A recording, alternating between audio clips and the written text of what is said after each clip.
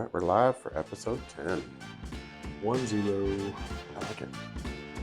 Double digits? We're going double digits. Double digits. You want to go? Sure. Okay. Well, hello, everyone, and welcome to another episode of the Lending Podcast. We are your hosts. This is Jeff Jones. Hello. And I'm John Burnham. Welcome today again. We're going to talk about a very hot topic that has been pretty much blasted all over the media in the last week or so, and that is the National Association of Realtors, NAR's proposed settlement in our industry and how it's going to affect our agents out there. And we want to touch on this because we think it is a super important topic and really want to talk today about our experience of almost 30 years and how much emphasis we put on the buyer's agent and the listing agent in a transaction. We just want to reemphasize that today. So that's what we're going to talk about.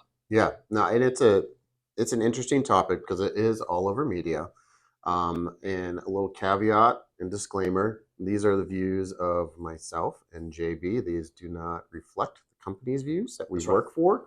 So we need to definitely need to say that they are our opinions. And also too, on a great, completely other note, before we jump in, I just want to give a shout out to our 50 new subscribers to the Lending Podcast. Thank you. For the last 3 days, we've kind of hit a great little people pledging their support for our podcast by following it. So if you like, subscribe, share, that's a huge deal for us. Thank you. All right. So let's get into NAR. Let's get into it. Okay. So from what I've been seeing and reading, a lot of what is going on right now is a response to the lawsuit. The settlement is going to be paid out over 4 years, but between now and the effective date of the settlement, which is mid-July, a lot of real estate branches and real estate companies are trying to figure out their response. So it's kind of a development phase right now of like, settlement's happening. Here is the guidelines that's going to be the fallout of that and the responses, and then what are the best practices? And the real estate agents are figuring out those best practices right now and their standard operating procedures. But the nutshell of what we want to talk about is the importance of buyer representation. That's right. So, I mean, we're bringing almost 30 years of experience here, thousands of transactions we've talked about before. And it's just, when I think about what you as a buyer's agent out there, what you bring to the transaction, the value that you bring representing buyers, and of course, critical to have listing representation as well. And we work with both sides, of course. Primarily, though, our buyer's agents are the lifeblood of our business by sending us that new client, by referring us that buyer. And when we're working with a buyer that has solid representation on the agent side, those are the ones that go smooth. And those are the buyers that get well taken care of. They find the home of their dreams. You're getting into that home and negotiating the best deal and perhaps getting the seller to pay some closing costs. And just you're getting those keys, you're putting them in the door, and you're starting a new chapter in your life. right. And it's because your buyer's agent took put an incredible amount of energy into that, incredible amount of expertise and professionalism to get you to the closing table. In many cases, smoothing out speed bumps along the way, or even some brick walls that we thought were showstoppers, and getting through those, getting over them, getting around them, getting underneath them, whatever it takes to get to the closing table. And so by having buyer representation, it's such a critical piece of what we do as lenders. So this is a lender perspective. Now, these are our opinions, and as Jeff said, may not be the views of our company. I can tell you right now, though, if you polled every single loan officer in our company, we would say the same thing. The value that our agents bring to the transaction is so critical. So we just want to reinforce that today. Talk a little bit about what our experience is like when you're represented with an amazing buyer's agent, and then also tell maybe a couple of horror stories. Don't we all have horror stories? Those are juicy. But to back up a little bit, I just want to kind of for those that don't know, the mechanics of what the response is of the settlement is basically the MLS listing can, as of mid-July, no longer can have the compensation on it. So the compensation that goes to the real estate agents on the listing side and on the buying side that used to be able to be listed on the MLS sheets and matrix, that cannot be a piece on there anymore. Seller concessions can stay, but that piece has to go away. So that means those things don't go away. It's just now they're unseen. That's right. On the MLS. So it doesn't change what they can do. It just changes what you can see on the MLS listing. The other piece is for somebody to give you a property tour, you have to have that real estate buyer's agent representation form completed before that real estate agent gives you a tour. That makes sense. That's right. And I think to this point, we've seen on the lending side that buyer representation agreement has been a little loose with some Right. of our referral partners. I think there's agents out there, if you're listening or watching this, you're thinking, oh, for sure, I've sold houses and never had a buyer's representation agreement signed. Or you may be the one that says, I always get a buyer's representation agreement signed. And so for those of you that have really had that as standard practice until now, not much is going to change for you there. Right. If you haven't really presented to your buyer up front and encourage them to sign a buyer's representation agreement, that may be something, it will be something that you'll need to develop a system for and really put emphasis on and show your value to your buyers. And then buyers, if you're listening out there, understand that commits you to your agent. It commits your agent to you so that you get the absolute best service and have access to as many properties as you need to see to find the home that you want to buy. And so it's not going to be as loosey goosey, right? We're going to have to tighten that up a little bit, a lot actually, and that part is a good thing. And I think that's huge. Is that team around you? If you have a chance to watch your episode 2, "The Secret Sauce of a Winning Offer," we talk about this in depth. But the team around you of your real estate agent that's helping you buy, your loan officer that's helping you get funded, working as a tandem team on your side for you is huge. When you're missing that piece of a real estate agent, your loan officer is not a licensed real estate agent. So we can't do that work. We can help with the financial piece, but we actually can't help with the negotiation. That's right. And that, I think, when you're missing that, and also navigating some of those pieces along the way of lining up a home inspection, lining up all kinds of things along the next 30 days, when you're missing that person, you're really missing out. I mean, home buying really, it's your biggest purchase of your life. It shouldn't be a do-it-yourself situation. That's right. You need why not have licensed people that have experience. Exactly. So, why not have the best trusted advisors in your corner, right?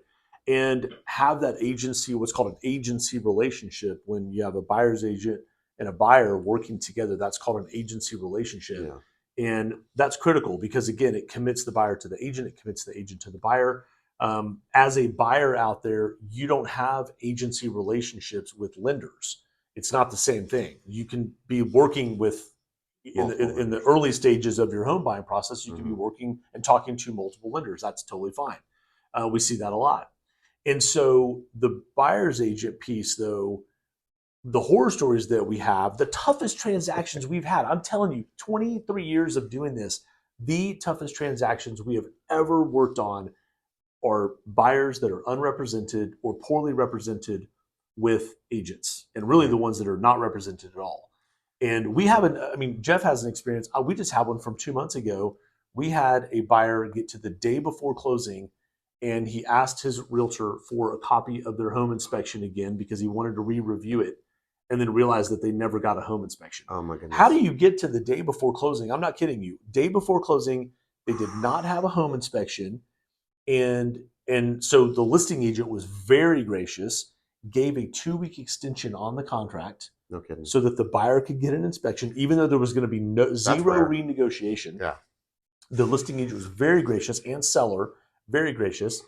And so the buyer got a home inspection. Guess what? There were some pretty big snakes in the grass on that home inspection. They tried to renegotiate with the seller. The seller said, nope, we're not doing it. That deal terminated, and the buyer lost $5,000 in earnest money. Oof. This is January. This is 2 years ago. I think that 2 months. There's the bummer is that's more common than people understand. So the home inspection is one of the most critical pieces because it is at the very beginning. You're really investigating the property with a professional that can look at the mechanics of the property. A lot of people might think or misunderstand that I'm going to get an appraisal anyway, and I'm paying so much money for the appraisal. Why do I have to pay for an inspector too? those are very different things, and they look at different things. The inspector is the one going through the mechanics, checking outlets, checking quality of roof, water damage, foundation concerns. The appraisal is basically going for cosmetics. They're not going for mechanical and structural. And that's an example we were talking off camera about Yeah, buying a so car right, where you look at this car, it looks amazing on the outside, but it's right. actually been in a flood and it was previously flooded out. There's no way for you to know looking at this car, sitting in the car, maybe even starting it. It may look and smell Yeah, great and it's kind of been refurbed, and you have no idea the mechanical issues that are going on under the hood. yeah, And that's what a home inspector does. They're looking under the hood. They're looking behind the cabinets. They're looking at the plumbing. They're looking at all the right. things that have moving parts, Yeah. roof, foundation, like you said. Reminds me of like a buyer we talked to. We talked to our buyers pretty regularly over the first year of after purchasing a home.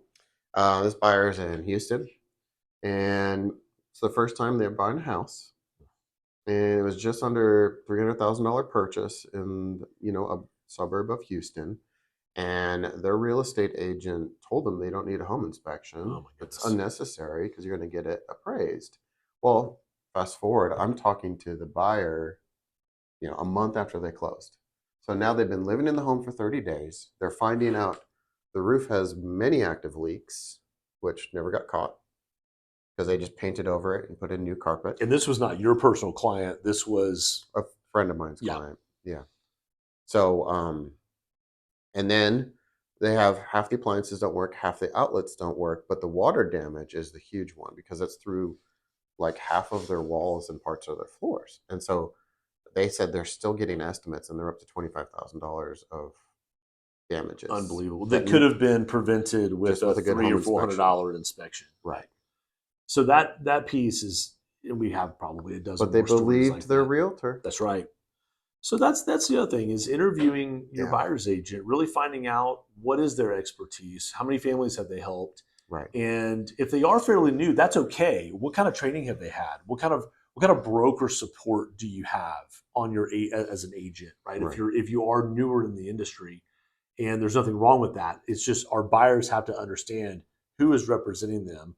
And agents have to come Yeah. now to the table with their value proposition, really bringing value to the transaction that is something that perhaps to this point hasn't really been top of mind for agents to really show, hey, I want to go see some houses. That's great. Let's go see some houses. You build a relationship, you build some rapport. They like you like them. We're going to buy a house. Here's a lender and let's go to closing, right? And so Mm-hmm. now there is more formality, right? There is more contractual obligation here to have representation in place so that you get the best service. And Yeah. like I said, I think it's a win. And I like that you brought up the contract getting set up front. So as buyers, you really want to know what you're getting into. It's impossible to make good decisions without good information. And one big piece of the good information is how much money you're going to spend. So that buyer's rep agreement will spell out, what your obligations are going to be towards that real estate agent, and what they're providing too.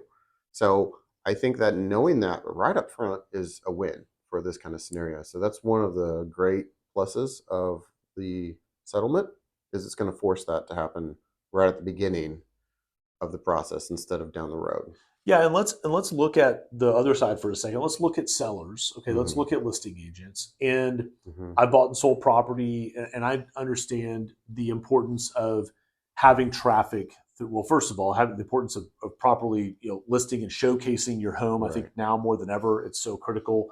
If you believe in home staging or not, there's a lot of data that supports why you should really take extra steps to prepare your home to get it sold. Right. On the listing agent representation side, you've also, as a seller, got to be thinking about, I want to get max traffic through my home. How do I do that? I'm going to pay professionals to sell my home for me. Right. That's a good point. And I think Mm-hmm. that is going to be one of the things that there's a lot of headlines right now and a lot of uncertainty and lack of clarity on how this is all going to shake out.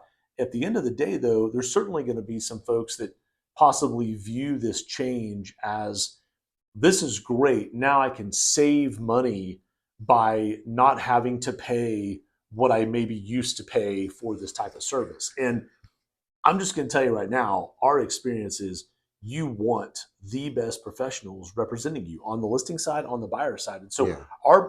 my personal opinion, our professional opinion is when you've got a seller and a listing agent who can offer buyer representation, a commission for showing that home, you're going to get more traffic. When you get more traffic, guess what? You might get more offers. You get more offers, you're going to have more competition. More competition could lead to a higher sales price. And we see it all the time with multiple offers on a property that's showcased well, listed well, represented well. It Yeah. gets great traffic and it sells for more than the seller thought that they could even get it for. And the buyer wins because they've got a great deal negotiated and they bought the home that they really wanted, and this is the one, right? Yeah. So I think that's right about getting, people through the door, because the accessibility of a listing, the more accessible a property is going to be towards anybody that wants to tour it, has questions about it. That's going to be critical for building, competition, maybe bids for your more offers, better offers for your property. But if you have a listing agent that may not be accessible to answer phones, but yet they're getting callers from buyers agents asking questions because the MLS has limited information now on it. So they have to call. So it's going to force a lot of agents to answer their phones more than they used to. refer back to episode 2, Refer back to secret episode sauce of winning an two. offer. The number one thing, the number one characteristic from a listing agent that when they're evaluating offers that are coming in is Communication. communication, collaboration. So it becomes more critical now than ever for a buyer's agent to pick up the phone, call that listing agent, Listing agent and to answer the phone. and listing agent answer the phone. Yes, have that conversation, find Right. out what the needs and wants are for the seller, what works well for the buyer. Is this a good fit? Yeah. And let's start working towards that path. And I think without proper representation on the buyer side, those quality phone calls are not going to happen.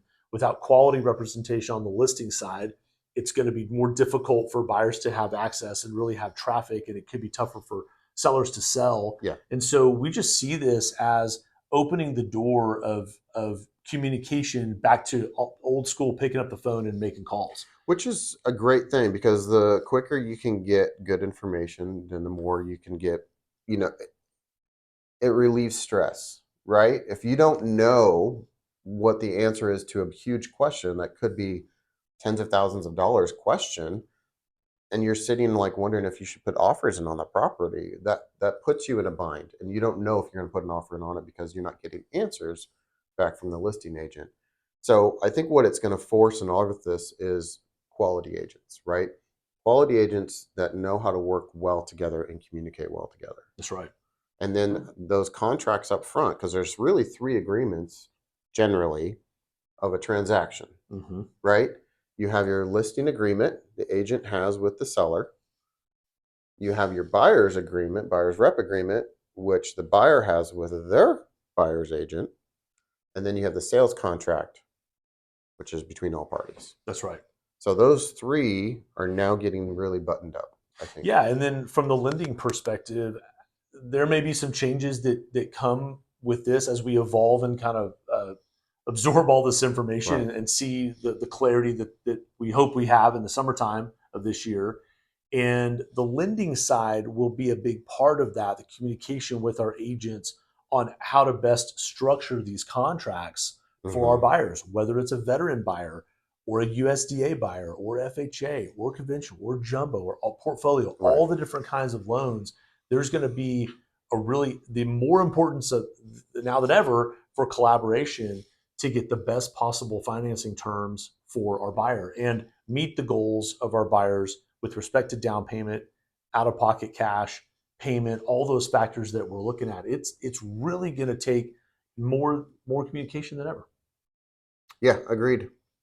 I think So, this was good. yeah, for sure, for sure. We just want our buyers agents to know out there how much we support you, how much we value you. We are so grateful for the support that you provide us, the endorsement, the referrals, Right. and the value that you see that we bring to the table to help you get to the closing table. We want to reinforce. We know the value you bring to your clients, and it's so critical that message is just shouted from the rooftops because we truly believe the most important thing a buyer can do is pick a really good agent.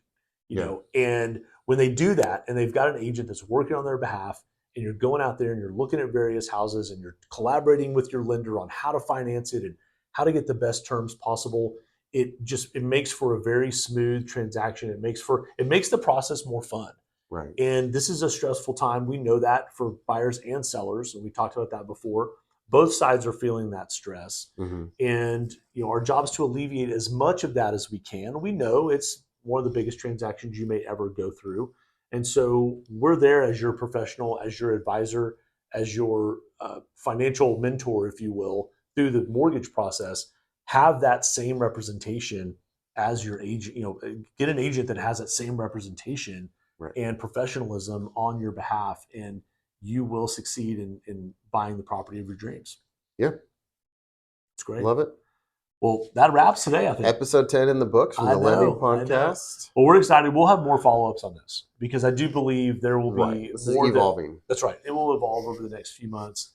And we're here if you have questions. Please like, subscribe. We appreciate you and look forward to the next episode. All right. Take care. Take care.